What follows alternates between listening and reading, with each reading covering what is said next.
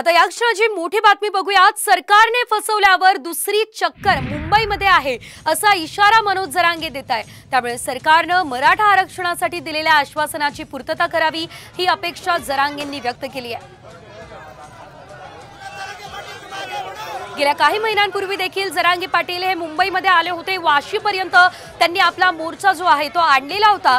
मात्र आता पुन्हा एकदा मुंबईमध्ये धडकणार असा इशारा जरांगे पाटील यांनी दिलेला आहे।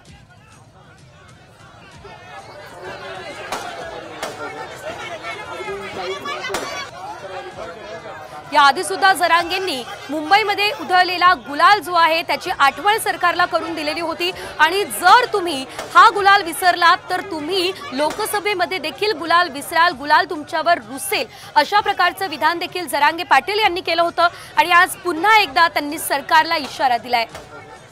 ह्या चक्रात मी त्यांचं ऐकलं मागे आलो काय डागावते ते लावू द्या मला।